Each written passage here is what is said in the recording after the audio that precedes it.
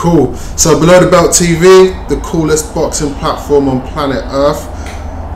We have today with us a very renowned character in the boxing world, Mr. Don Charles. How are you doing? I'm very well, thank you. How are you? I'm good, thank you.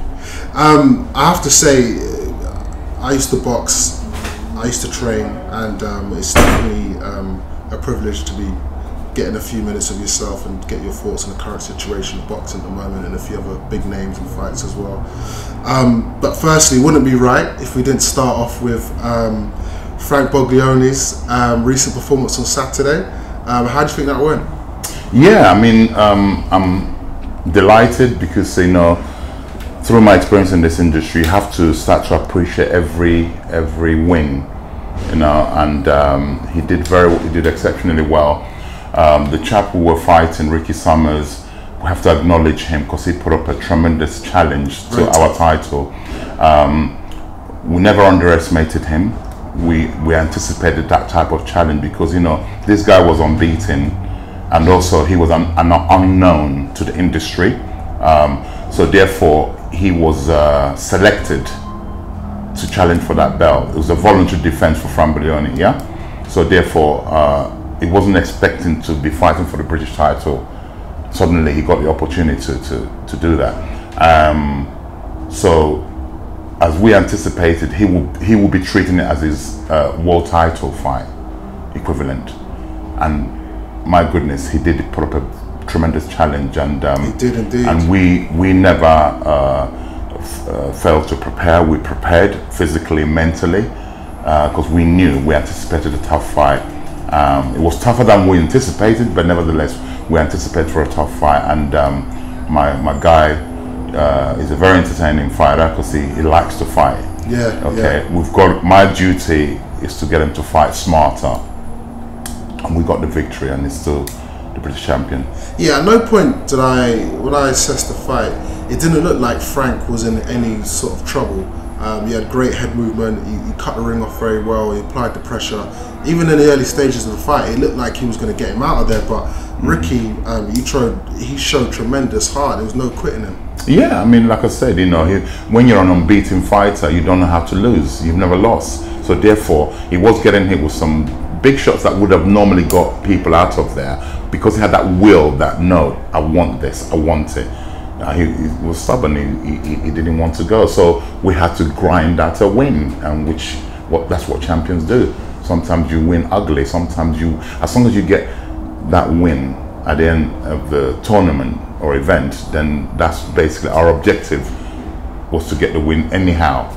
Yeah, definitely. I definitely second that, because it should always be about the outcome and not about how it's done. So, you know, obviously Triple G's got this fight coming up with Canelo, and he's getting bashed about his last performance against Danny Jacobs, but people don't bear in mind that the caliber of fighters that Triple G is fighting is getting better. Absolutely. So it's becoming more difficult to squeeze out the win. Absolutely.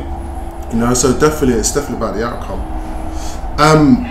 What's the future plans for Frank now? Look, I mean, it's no secret in the sense that Frank's plan is he wants to win the British title outright, because it hasn't been done for a long time in that weight division. So, but sometimes that can hold you back in your progression as a professional fighter, trying to win that belt outright in this current market. So it's something that we've still got to sit down to collectively and decide the best thing to do. I believe he's got mandatory defense in September. Okay. We're not sure who it might be. There's a chap called Joe McIntyre who it's most likely is going to be a guy, this boxer called Joe McIntyre.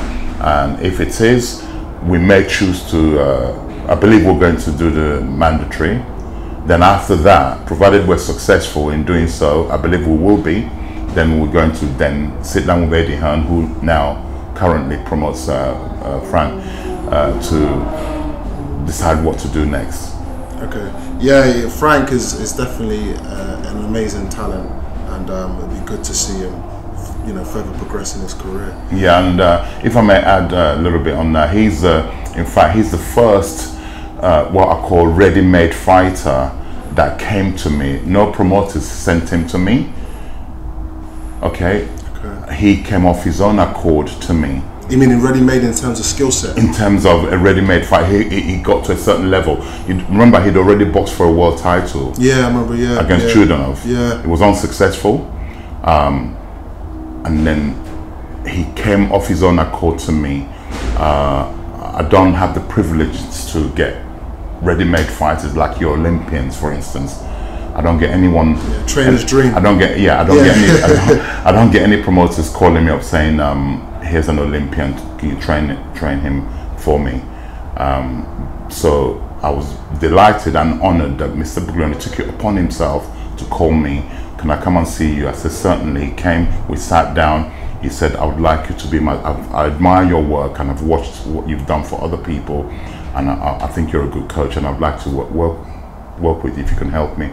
I was chuffed. Delighted, yeah. And I took him on, and we're determined collectively. I've always been a very determined coach anyway, but collectively, I want to take that kid because, like I said, he's the very first ready-made fighter. Normally, I train people from the grassroots upwards. Yeah. The first established fighter who got to a certain level to come to me, and I will work wonders with him. Yeah, so it looks like you two have got a really great working relationship. We've been together for 14 months now. Wow. Yeah, we've had 3 fights. In fact, the first fight he had under my tutelage was, as soon as he came, he told me, "I've got a fight agreed," in the sense that he was fighting 6 weeks later. So we were together for 5 weeks, and he had a fight, which he stopped the guy inside the first round. Then the first real fight we had was the Burton fight in December when he won the British title. Yeah, and obviously just being picky and being a boxing purist myself, I think Frank can be very dangerous when he starts going to the body and back up top. He's very selective with his punches. I think he's a dangerous opponent for him. Most definitely. I mean, what the input through observations, even prior to him coming to me, my observations were that he got hit too easily.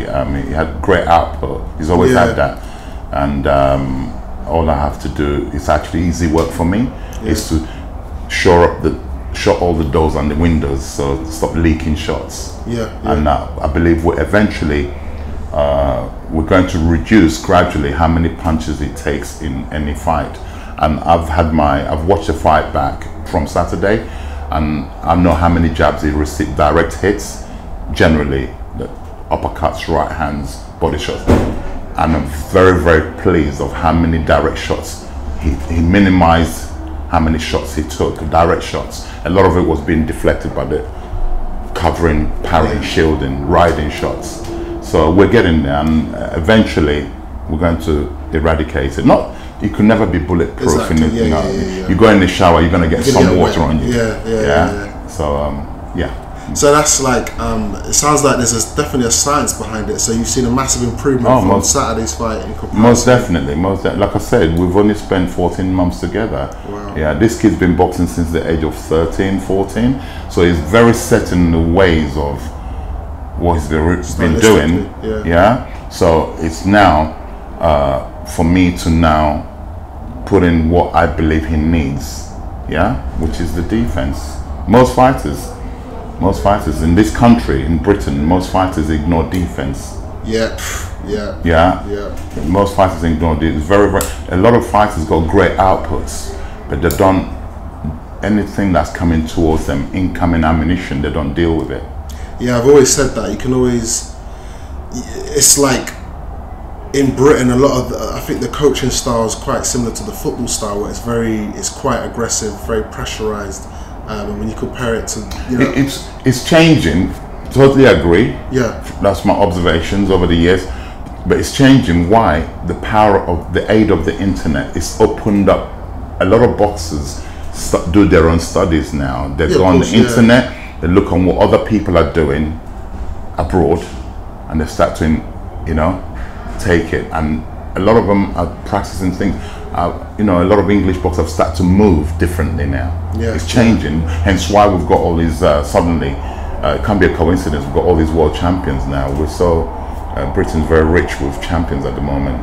Yeah, definitely. Yeah. I definitely say the skill set of the British boxers is looking a lot more complete Yes. over the years.